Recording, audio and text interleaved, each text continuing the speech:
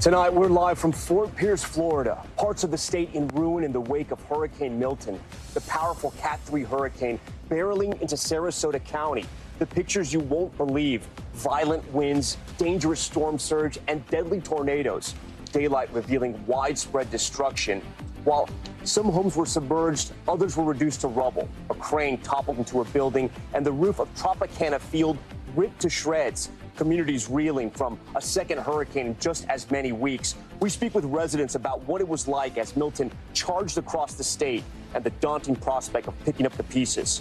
Also tonight, millions in the dark, hurricane-force winds toppling power lines and knocking out electricity. Crews from across the country joining in the urgent effort to get the lights back on.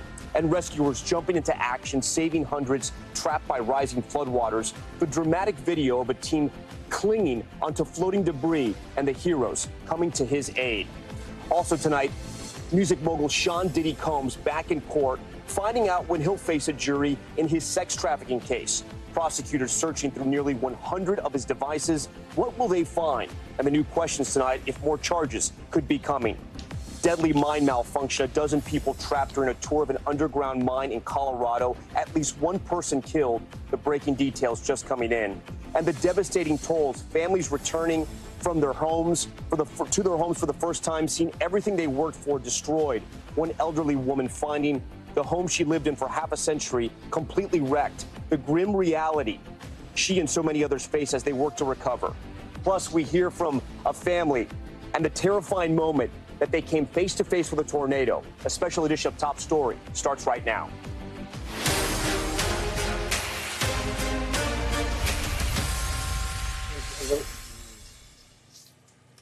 And welcome to a special edition of Top Story. We are live in Fort Pierce, Florida tonight. One of the scenes of that tornado outbreak that happened here in Florida. So many of those deadly tornadoes coming from Hurricane Milton. Florida's East Coast caught off guard while all eyes were on the West Coast as Milton neared landfall. Massive twisters wreaked havoc. Just behind me, a tornado hit this home here in Fort Pierce. You can see it completely destroyed it. The homeowners somehow survived. They were inside. They noticed something strange. They took shelter inside the master bedroom closet, and they somehow lived to tell the story. That homeowner just telling me moments ago, he wants to make sure the country doesn't forget about Fort Pierce, that this area right now is hurting and it needs a lot of help from all the states in this country. Right now, the entire state is reeling from back-to-back storms. Hurricane Milton carving a path of destruction as it moved from coast to coast. At least 12 people killed and dozens others injured. The storm making landfall shortly after 8:30 as a Category 3 hurricane in Siesta Key. That's just south of Sarasota. The hurricane battering the region with violent winds and quickly inundating the area. There was a powerful storm surge. We were caught in the crosshairs of the hurricane and had to run for cover. The situation here in Sarasota is starting to turn dire. At first we had, okay, we're gonna go. Morning revealing Milton's devastation, the barrier islands taking the brunt of it, homes knocked off their foundation and streets filled with feet of sand. Tampa, which was bracing for the worst storm in a century, was spared of a direct hit, but neighborhoods were washed out and roads were left impassable.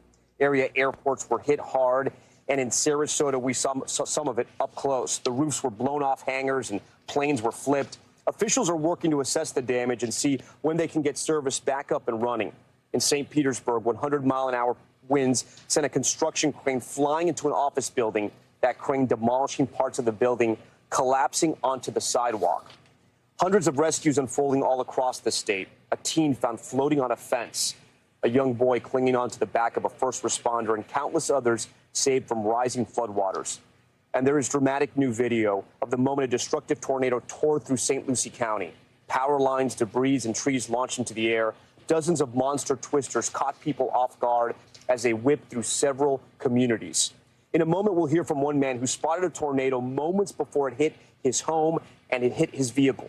Video showing the destruction, cars flipped upside down, homes ripped apart, and residents left with a mangled mess. Florida shattering records for the number of tornado warnings issued in a single day. Tonight, nearly 3 million customers are without power. Officials warning it could be days, if not weeks, before the lights are back on. We're covering it all tonight from coast to coast, but we start with the ongoing search for survivors amid that tornado outbreak. This is the terrifying moment a massive tornado ripped through Fort Pierce. Look at the debris spinning into the air. Oh, violent tornado.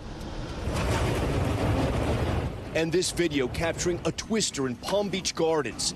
Look at how quickly and violently it envelops this house, sending debris flying and blowing out the windows.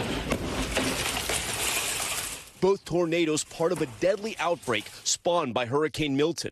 We are very, very saddened to see a tornado inflict such serious damage, including loss of life. According to initial reports, at least 38 tornadoes touched down. The twisters flipping semi-trucks, tearing down trees, and reducing homes to piles of rubble. This wind came through here. If Michael had not grabbed that door and closed it, we wouldn't be here. We wouldn't be here. In St. Lucie County on Florida's East Coast, a tornado tore through a retirement community, killing at least 6 people, including Debbie Kennedy. Her daughter telling us she was an incredible mother and caregiver.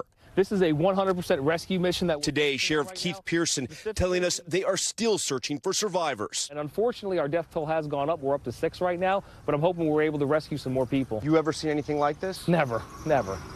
This is the last thing that I could expect. I don't think our community has ever seen anything like this. You know, we've been through hurricanes before. This was nothing like that. It's a complete devastation. I mean, cars, trailers, where there were homes, they weren't. They were lifted up, they were moved, they were crumbled. Those that survived look like this. Boris Melboff can't believe he's alive. Truck started to roll over and it stopped, and then once again. He's covered in stitches all over his arms and up his face. Fingers. Two more cuts here. He says he never saw the tornado until his truck started flipping. Leaves started to fly, something hit the truck. Pretty powerful to roll over your truck, right? Yeah. You'll never forget that, huh? No.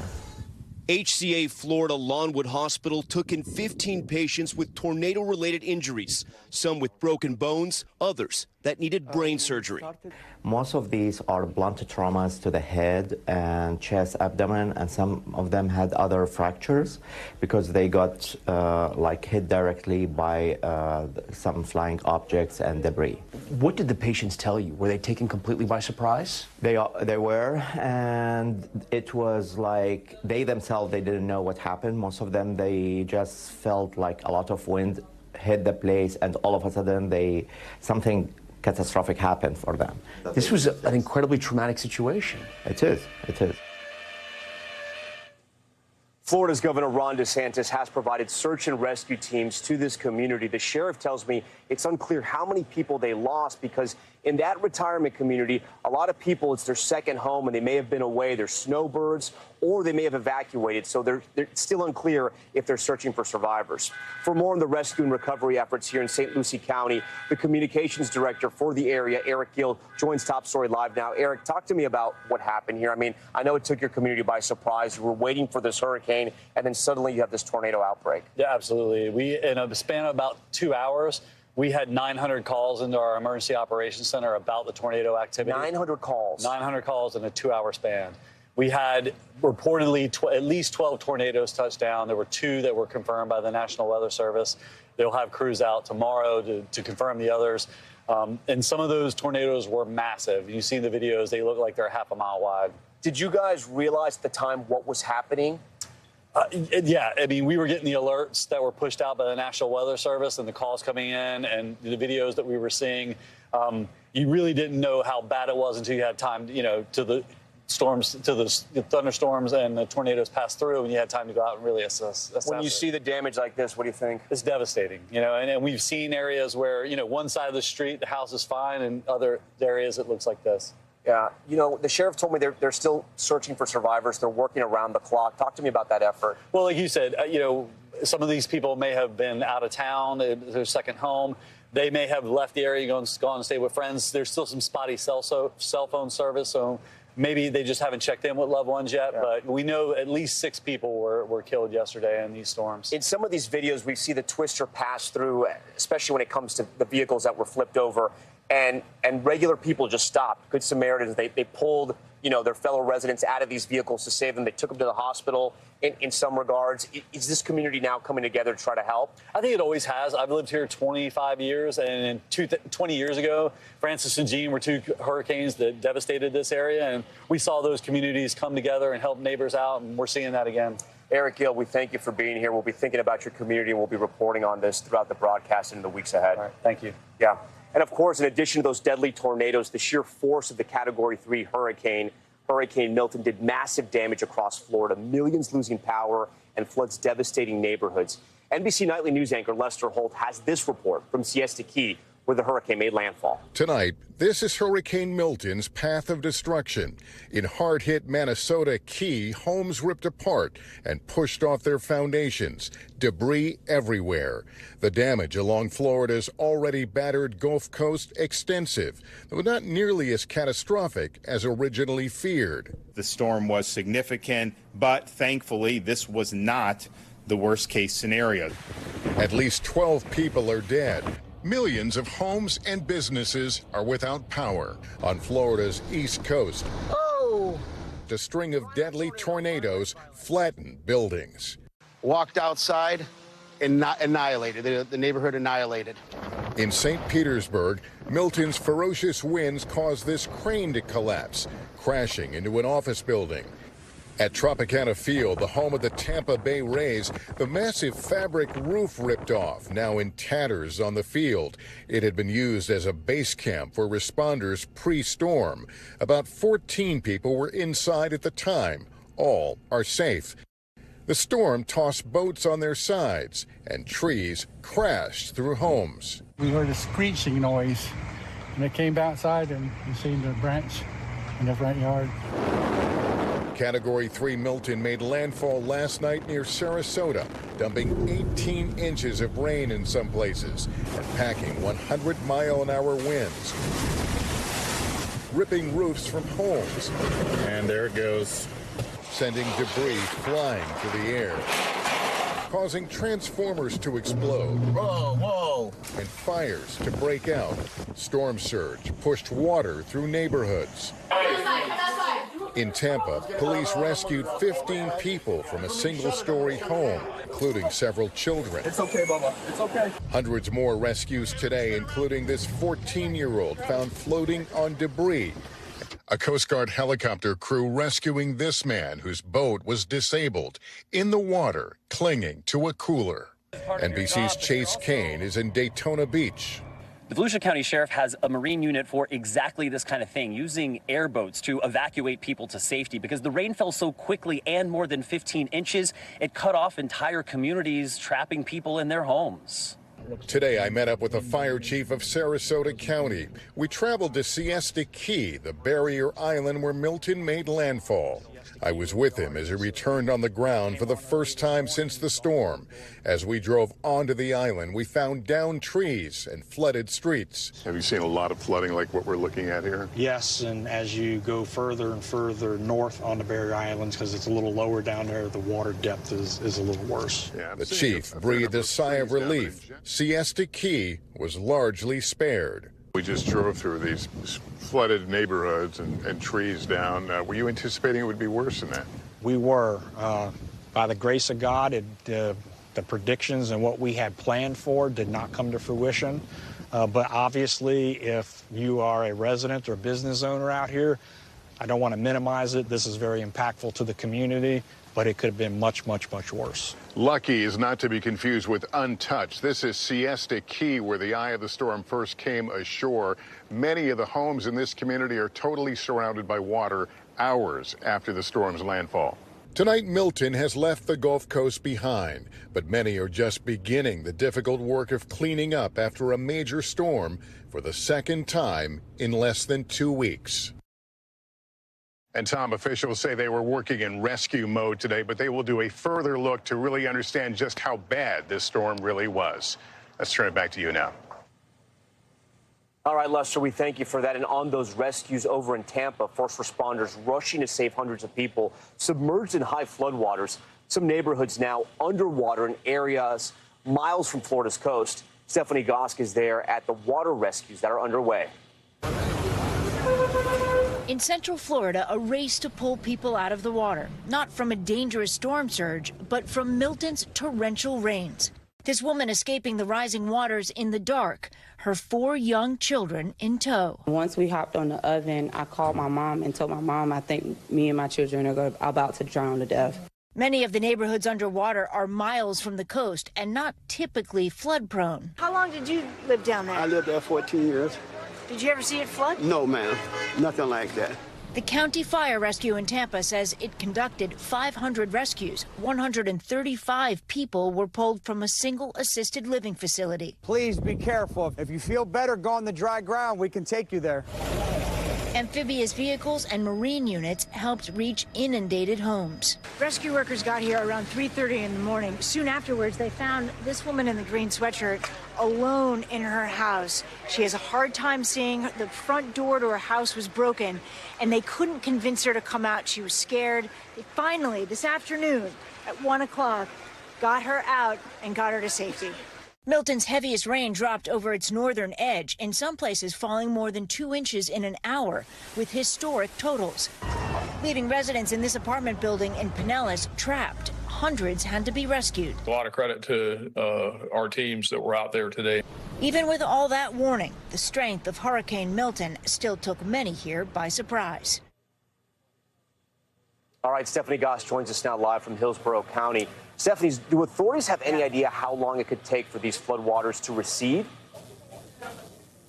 You know, they were telling me, Tom, that here in this area, it could take a few days. And I can tell you that right now, they're actually still rescuing people. We've been watching boats go in and out and getting people out of inundated homes. They're still getting calls from people who perhaps have been in the house all day thinking the waters were going to recede, and they didn't. And the prospect of spending a night in a flooded house was too much. We just talked to a crew that was going in to get a family with 2 kids, Tom.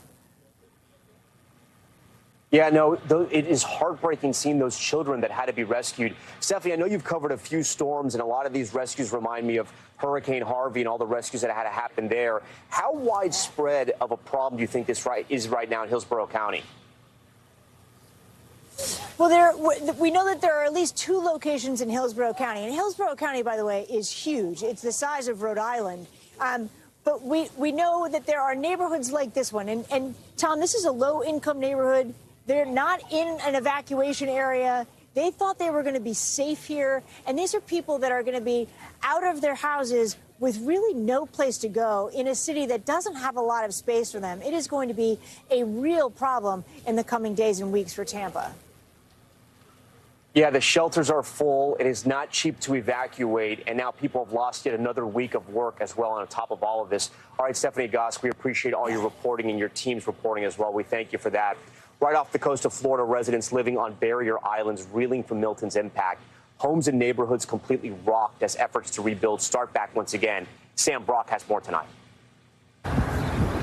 In southwest Florida tonight, full-scale devastation. My daughter, man, she just started screaming through the house, you know, and I jumped up. And when I ran out, the same time I ran out, the door come flying to meet me, man. And heartache along the beach. A multi-year rebuild stunted again by a hurricane. It's heart-wrenching to have to keep going through this, but in all honesty, like, all of our friends are here on this block. I think we all give each other the strength to continue. On the streets of Fort Myers Beach, evacuated for days, Mayor Dan Allers showing us what it looks like this morning. Storm surge saturating the same neighborhoods devastated 2 years ago by Hurricane Ian. We're an island of doers. You know, these things punch you in the gut, but you just pick up. We've had some residents that this is the 4th time they'll be rebuilding their house. This is an example of one of the homes rebuilt after Hurricane Ian. And while it might not look that bad, you have to consider it was sitting on a 12-foot pylon and came all the way down off its foundation. Barrier islands up and down Florida's coast, often the most vulnerable to violent winds and surging waters. Many still inaccessible, but authorities have shared pictures of buckled roads on Captiva Island and homes burning on Matlacha, an archipelago of paradise, all evacuated. They left, they listened, and now we'll hopefully within a day or day and a half, 2 days at the most, be able to get them back into their homes where they could start rebuilding again. Sam Brock joins us tonight from Sanibel's Causeway. Sam, at the beginning there, you mentioned that curfew tonight for residents on Sanibel Island. Do we know why? Yeah, so it starts at 9 o'clock p.m., goes to 6 a.m. If you look behind me, Tom, you'll see the checkpoints. Why is that going on? Sanibel Island right now has no water, no power. Authorities here say there's a critical piece of infrastructure. They have to fly onto the island to sort of recatalyze all of that. They're worried and warning residents that if you were to try to use your water, you could get sewage backed up in their homes. So that certainly explains why they're trying to be cautious. As far as why a curfew would be in place, presumably they just don't want people roaming around these streets where there's all these homes with no power, no anything. And we've obviously heard tales of looting and people doing untoward things in moments of crisis like this. That's the best that I can possibly imagine why they're cutting it off. But there's also a curfew in place for Sanibel when they had already evacuated the entire island. So we'll leave that to the folks that are making these decisions. But the reality right now, folks have been lining up all day trying to get in to see what their properties look like. It was true here. Tom, it was also true on Fort Myers Beach. You know, Sam, I know those areas very well. I grew up going to those beaches at Sanibel and Captiva. They're some of the best areas of Florida, some of the most beautiful areas of Florida, but they thrive off tourism. Can you give us more context about what these back-to-back-to-back hurricanes mean for a community like where you are tonight? Gosh, that's such a good point, because I remember touring Sanibel Island, and I'm glad there's so many people out there like you who say they went with their grandparents or their families for years, not just in Florida, but really across the country. Sanibel Island is just this special little gem. And there's hotels that have stood there for 100+ years that just got decimated completely. I remember talking to the mayor at the time and saying, this is going to cost us millions of dollars, not to mention what it means for the residents that take such refuge in living there. The economic impacts are going to be felt for a very long time. They have started to rebuild, but I can't get on the island to see how far along they've come in those efforts. But there's no doubt it was a dent economically for sure. Sam Brock, part of our team last night that worked through the night covering Hurricane Milton's landfall in that area and all over the Gulf Coast of Florida. Sam, we thank you for your reporting. Hurricane Milton, so massive in scale and so devastating to the communities there.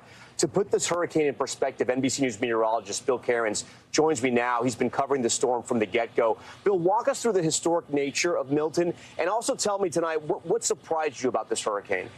Yeah, so every hurricane is unique. And, you know, we have these predictions. We know what we think is going to happen. And sometimes they're perfect. And sometimes, you know, things happen that are a lot worse than we think. I mean, no one thought that western North Carolina was going to look the way it does now after Helene. So with this storm, that it's now exiting, gone, all the weather effects are done. One of the things that surprised us was the storm surge. It appears it was the lower end of the projections. You know, here we heard a lot of stuff about catastrophic, historic. Well, one reason why, this was last night about this time as we were having landfall. Notice the southern port of the eye, there's no thunderstorms, there's no rain. That's what mixes the strong winds down to the ground. Those strong winds over the ocean surface push the surge in. Without those thunderstorms, we didn't have the surge at the upper levels. We still had some bad surge. We still had 5 to 6 feet from Naples to Fort Myers. We're still waiting for the official reports of how high the surge were for the barrier islands outside of Venice, south of Sarasota, and down by Inglewood. They were likely in the 5 to 10 foot range. Helene was roughly right around 6 to 7 feet in these areas. So a tiny bit of additional destruction, but it wasn't catastrophic like wiping homes off the map. So that's good for people to come home. Hopefully they can try to repair that. Another thing that was an overachiever, probably worse than we were expecting, was the rainfall. St. Petersburg had 18 inches of rain with the storm. And last night, during this hour, or a little after this, 8 to 9 p.m., 5 inches of rain. So that qualified as a 1 in 1,000 year flood event. I mean, that was an historic amount of rain. And then the tornadoes. This produced some of the largest, strongest tornadoes you'll ever see with a landfalling hurricane. And that's why we had those fatalities. I mean, everywhere in the eastern portion yesterday, I mean, people still can't believe how strong those tornadoes were. Some of the strongest they've ever experienced in southeast and eastern half of the state. And then the winds, this was as expected. You get a major hurricane making landfall, going across the busy I-4 corridor, you know, Venice Beach, 107, 104, 102 in Sarasota. And that's why we still have roughly about 3 million people without power. So, Tom, in some ways, you know, the rainfall, we had a lot of inland people that needed rescuing, water in homes and apartments. That was worse. The storm surge wasn't quite as bad, but, you know, we've had 3 hurricanes now. We had Debbie, Helene, and Milton. And, of course, the last 2 were in 13-day separation. We don't want to add any more lines to this map, Tom. It would be nice if Florida can be done for this tropical season. Well, that leads me to my next question, Bill, right? And I do have to ask you, are we out of the woods just yet when it comes to hurricanes in the U.S.? Yeah, the calendar says that hurricane season goes to the end of November, but in reality, the destructive storms are usually in the month of October. It's very rare to get one in November. That leaves us about 3 more weeks. I can tell you there's nothing on the horizon in the next 7 days, so we all get to catch our breath. By the time we get to the end of next week, maybe the week after that, there could be something trying to spin up in the Caribbean, which is the favorite time of year and the favorite place, but nothing that's imminent, Tom. We all can get a little step back here and try to catch our breath. All right, I hope you're right. Bill, we thank you for everything you did last night as well, walking us and guiding us through the night. Many residents choosing to ride out the storm inside their home. One of those residents is Trenton Knapp. His Sarasota County home rocked by the 1-2 punch of Helene and now Milton. He joins us live tonight. So, Trenton, talk to us about what you experienced last night. I know this is an incredibly difficult time, so thank you for talking to us tonight. Yeah, last night we had lots of wind. It was a major wind event, but my biggest issue was the storm surge. My home flooded during Helene. We've been there over 20 years, and now it flooded again yesterday. We've got sewage in the house. It's a complete disaster. Were you surprised by what Hurricane Milton brought, or did you think this is what it was going to be like? It just seems like we're having more and more storms. It's out of control. My wife and I purchased our home when we were in our 20s. We've been there ever since. We've never had anything near this. It's just 2 really bad ones right back to back. I'm a commercial fisherman, and we've just been getting beat up nonstop from regulation and everything. It's just like one more sucker punch to the face. But we're just trying to overcome and know that it's God's will, whatever happens. So we see what happened to your house during Helene. What happened during Milton? Because it looked like your first floor was sort of taken out by that storm surge or by the flooding. Right. Yeah, we got flooded with Helene, and then we got a pod. We put all of our belongings that didn't get flooded into the pod, and we couldn't get enough stuff out in time. And so the stuff that we saved from Helene, a little bit of stuff that we did salvage, now it got flooded from Milton. So it's Helene, it was clean water. Milton, it's a lot of dirty water. We have a lot of sludge. It smells like sewage. I'm pretty sure it is sewage. And under the FEMA 50% law, it doesn't look like we're going to be allowed to repair the home. And we'll have to have it bulldozed. And I don't think we have enough insurance money to do that. Well, I was going to ask you about that. I know insurance is such a problem for homeowners in the state of Florida. It's gotten so high because of these hurricanes and other factors as well. So you're going to have to bulldoze your home. Where do you go from there? Do you have enough money to rebuild? It's going to be, we thought we were overinsured, but I've been talking to some builders, and it looks like we're going to be possibly up to $250,000 short, which is more money than we paid for the house when we bought it. And, we're too old to take on another mortgage. But with my job, I have to have that home to fish out of the dock under government regulations. We're not allowed to unload our fish after 6 p.m. to 6 a.m. So if you don't have a private dock to go to, you're pretty much screwed, and you can't do day trips, which is what I do with my commercial grouper and snapper fishing. And I can't imagine, you've been losing all this work because you've been working on your house, but you also can't go out and fish when there's a hurricane in the ocean. Yeah, right. I also do stone crabbing. Our traps were supposed to have went in the water on October 5th. Then they sit for 10 days till you pull them, and we've just been trying to recover from one storm to another. And it's like, now I need to get my traps in the water, but I'm concerned, is this next storm going to hit us again? Are there going to be crabs? Like after Ian hit, Fort Myers had no crabs for a solid year. It just beats them up, and I don't know if there's even going to be any crabs there to catch.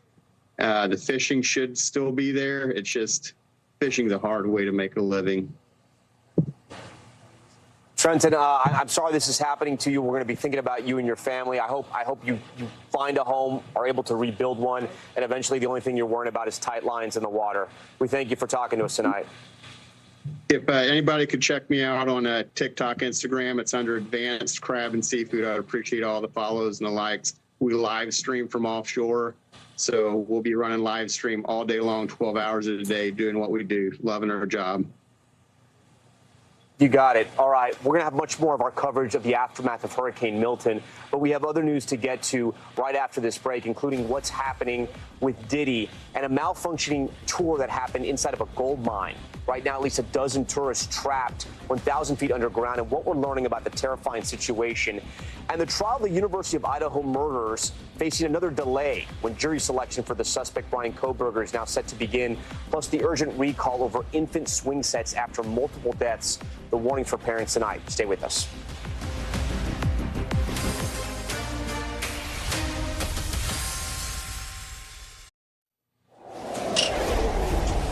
We're back now live from Port St. Lucie after Hurricane Milton carved a deadly and destructive path across Florida. We're going to have much more on the storm later in the broadcast, but we are following other headlines tonight, starting with Top Stories news feed and the deadly malfunction during a gold mine tour outside of Colorado Springs. Authorities say a group was touring the mine when the elevator malfunctioned. At least one person killed, and emergency crews are still working to free 12 people trapped 1,000 feet underground. 11 others have already been rescued. The mine closed in the 1960s, but continues to offer tours. A judge has delayed the University of Idaho murder trial. Jury selection for the trial of Bryan Kohberger is now set to begin in late July, more than 2.5 years since the murders took place. If convicted, jurors will deliberate if he gets the death penalty. Kohberger's lawyers successfully argued to move the trial out of Layta County, where 4 students were fatally stabbed in 2022. It will now be held in Boise. Fisher-Price recalling more than 2 million infant swings after the product was linked to the suffocation deaths of 5 babies. The toy company saying caregivers should never let infants sleep in the Snug-A-Swing or add other bedding materials to it. That's because the headrest and body support insert on the seat pad can increase the risk of suffocation. Consumers should cut off those inserts before continuing to use the product. And Ethel Kennedy, the widow of Robert F. Kennedy and sister-in-law of President John F. Kennedy, has died at the age of 96. Her family says she suffered a stroke last week and was receiving treatment when she died. Kennedy dedicated her life to public service, founding the Robert F. Kennedy Center for Justice and Human Rights just 6 months after her husband was assassinated. We're back now with live coverage of Hurricane Milton's aftermath here in Fort Pierce, Florida. The community is devastated by tornadoes that tore across the region. Our next guest's home was hit by one of those tornadoes. Ry Schultes is a Palm Beach Gardens resident. His neighbor captured this unbelievable video of that tornado heading for his home. Roy, thank you for joining Top Story tonight. I want to stay on this video if we can. I'm going to ask my director, Brett Holy, to stay on the video as we introduce you. Roy, talk to me about what you saw happen here, because this is pretty wild, and we're going to stay on the video. You can walk us through what we're seeing here and what you experienced. Hey, Tom, it's good to see you. I actually didn't witness that part. I was out in the front of my house, basically seeing a different section where the clouds were just passing by in incredibly fast nature. That's something I've never seen before. My window started vibrating, so I knew that there was likely a tornado nearby, but I certainly didn't realize that there was something right behind my home and approaching it. This is someone that's from Miami. Worrying about tornadoes is not really something that we're programmed to do or expect. So this was definitely a big surprise for me. What happened to your home? Were you lucky, or did something happen? No, not. I mean, lucky in terms of health for sure, and certainly the interior of my house is in pretty good shape. The windows did what they're designed to do, which is basically take impact. There was an incredible amount of tile and brick that was just berating my house. It was just constant from all angles. All of my neighbors' tiles and bricks were basically hitting my home. There was a point in time actually that when I was looking outside the window, when I started to hear the noise, I thought it was hail, because typically hail's associated with tornadoes. So I started to actually walk to my front door, and that's when things just really got, quite bizarre. I mean, there were really heavy objects that were slamming into my door, and I quickly realized that my family and I had to take cover in the room that had the least amount of windows, which was my son's room. And we just hunkered down there. I kind of got on top of them, and that's when it kind of came over me that we were in some serious danger. But luckily, once I started kind of really realize how much danger we were in, it subsided. But then there was the shock of walking outside and seeing the devastation. The exterior of my home is destroyed. Yeah, Roy, talk to me about the power of these tornadoes. I mean, where we are here in Fort Pierce, I see it right behind us. It literally destroyed the home behind me. And I'm looking at some of your videos and some of your photos, and it's incredible what it did to those cars and to those homes. Yeah, I mean, I experienced Hurricane Andrew back in '92 when I was a kid. And while that was certainly an intimidating event, I never felt what I felt while this was going on. So obviously the duration was shorter, but walking outside and kind of getting that first view of what had occurred when it was that morning after Andrew, this surpasses that definitely in terms of the shock. I mean, cars were lifted in the air, relocated, hundreds of feet. I mean, we're talking big, large vehicles, trucks. One of my neighbors had a dumpster on top of their roof, one of the big, waste management dumpsters.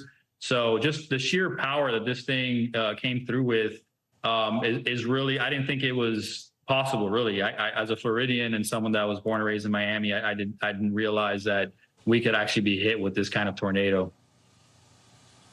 Talk to me about the warnings you got, because obviously these tornadoes took a lot of people by surprise on the East Coast. They sort of popped up. It was an historic outbreak, unlike anything Florida has ever seen before. Did you at least get alerts on your phone? Were you able to bring your family inside in time? Yes, so I got alerts on my phone, but, unfortunately, I was on the phone while it was happening. So while I was seeing what was going on in the sky in front of me, I was on the phone describing what I was seeing to a friend of mine. And, the alerts were going on, but, we get so many of those. And again, being on the East Coast as opposed to the West Coast, I knew there was a hurricane coming, but just as someone who's really accustomed to hurricanes, I wasn't worried about it, so to speak. So when the alerts were going on, I still just kind of felt like, it wasn't for me until obviously the windows started vibrating. So it's definitely a lesson learned. Oftentimes we can, not pay attention to something as serious as that. But, going forward, I'll take it a lot more seriously. Roy, finally, I was just going to ask you that, what you learned from this experience. Be prepared. Again, since I wasn't expecting a tornado, now I know it's possible. I would have parked my car in the garage had I been thinking about, a tornado coming through here, because of the fact that the conditions from the hurricane, for us here in Palm Beach County, we're going to be relatively light in comparison to what I'm accustomed to. I definitely took it easy, and I was a little too lax in terms of my preparation. So going forward now, I'll take it a lot more seriously that, expect the unexpected. I've literally seen a tornado approach my home and put me and my family in a state of concern that our whole house was about to just, basically, if we would have lost the window in the room we were in, the house would have just blown up. It would have lifted our roof and we would have been in serious trouble. So I'll probably consider evacuating going forward now. And I've got family and friends in Miami. I could have easily just taken a drive down to Miami where I knew it would have been a little easier than spending it here in Palm Beach. Yeah, but it's like, how are you going to plan for a tornado outbreak, right? It is so random and again, so scary. We thank you, Roy, for talking to us tonight here on Top Story, and we thank you for sharing that video. We're going to have much more on the aftermath of Hurricane Milton, but when we come back, music mogul P. Diddy facing a judge once again, the trial date just set for his sex trafficking case, and the new details just revealed. The dozens of electronics prosecutors are sorting through right now. Plus, could he face additional charges? We're going to explain. We're back now with a big headline we've been following out of New York. Embattled hip-hop mogul Sean Diddy Combs appearing in federal court, where he learned his trial date for his sex trafficking case. NBC Entertainment reporter Chloe Malas was in that courtroom today, and a warning: some of the video related to this case is disturbing. Tonight, embattled music star Sean Diddy Combs back in court, making his first appearance since being indicted on sex trafficking charges in a sweeping indictment last month. Once one of the most powerful men in music, Combs now wearing a tan prison uniform as he walked into a packed courtroom, waving to his family who were seated in the gallery. It was also the first time Combs had been seen since being locked up at Brooklyn's notorious Metropolitan Detention Center. Combs' mother seated behind him in court today, along with 6 of his children. During the hearing, the judge granting a speedy trial at the request of Diddy's lawyers, setting the trial date for May 5th. Generally, when a defendant exercises his speedy trial rights, he's betting that the government or the prosecutors won't be ready and that they'll be scrambling as much as the defense is. But in federal court, often prosecutors are investigating a defendant for months or even years, so they may be ready to go to trial by the time they indict. Even with immense preparation, though, that puts prosecutors on a tight timeline to crack open and analyze almost 100 terabytes of data on 96 devices that they say they recovered during searches of Combs's homes in Miami and Los Angeles, and from his person on the day he was arrested. Combs's defense also seeking a gag order for prosecutors, claiming that the government leaked information about the investigation to the media, including this 2016 surveillance video, originally obtained by CNN, showing Combs brutally beating his then-girlfriend, singer Cassie, in a Los Angeles hotel. Combs's defense saying that the massive coverage of that leaked video has tainted any potential jury pool, but prosecutors denying that notion and urging the judge to impose a gag order on Combs's legal team as well. They specifically allege that DHS, Department of Homeland Security, is the agency they believe may have leaked these documents. Now, the prosecution denies it, but the prosecution also says, we're not DHS, so as far as we know, this didn't come from DHS or us. Outside the courthouse, attorney Gloria Allred, who represents one of Combs's civil accusers, Don Richard, saying Combs's gargantuan celebrity status is still intimidating to alleged victims. Even if he is in custody, they're concerned that he has many supporters, that there could be retaliation, they fear, if they come forward. Despite the growing media attention and mounting civil lawsuits against Combs, his defense implying that the case is racially motivated in a recent promo for a new TMZ documentary. They start making this case as a takedown of a successful black man. The defense echoing that sentiment again at the courthouse. Dr. King called it the law of unintended consequences. So sometimes the more you push a person down, the stronger they get. Now all eyes on the prosecution, who said in court that they may be bringing yet another indictment against Combs. I was actually in the courtroom today, just a few feet away from Combs and his family, and he seemed upbeat and anxious at the same time. He was turning around and waving to 6 out of 7 of his children that were there and his mother. The next court date is going to be in December, and there is a lot of discovery that has to be gone through. The government saying that they're going through those 90-plus devices, and they're downloading all of that data, and then they have to turn it over to Combs's team. But one of the things that I thought was really interesting is that both sides are pointing the finger at each other when it comes to talking to the media, and it's looking like the judge is actually going to impose a gag order on both sides. Tom? Chloe Malas for us tonight. Chloe, we thank you for that. When we come back, more stories of devastation from here in Florida. One woman that you're about to see losing the home she's lived in for 50 years, and she has no insurance to help her move forward. How she's coping with the loss so many others are going through right now. Stay with us.